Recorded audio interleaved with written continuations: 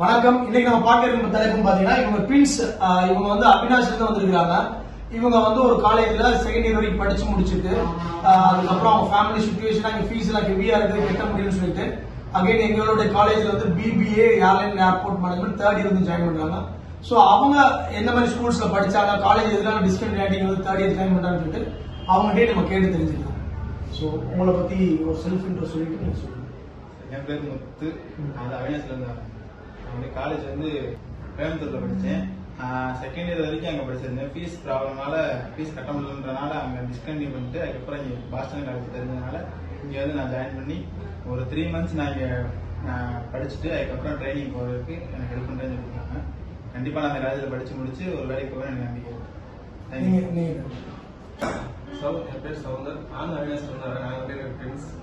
அங்கே வந்து ஃபீஸ் கட்ட முடியாதனால இங்கே வந்து ஜாயின் பண்ணியிருக்கோம். நல்ல பிளேஸ்மெண்ட் கிடைக்கும்.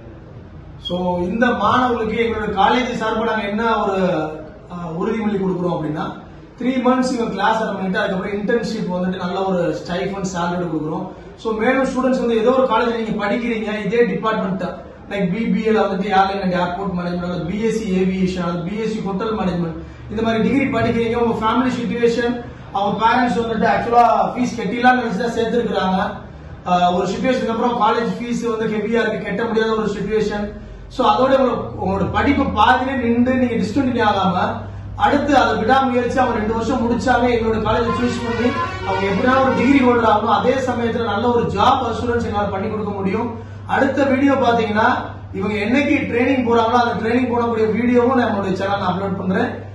மேலும் இந்த மாதிரி டவுட்ஸ் இருந்துச்சு அப்படின்னா நீங்க கீழே என்னோட நம்பரை தெரிவிச்சு அதை கான்டாக்ட் பண்ணலாம். நன்றி, வணக்கம்.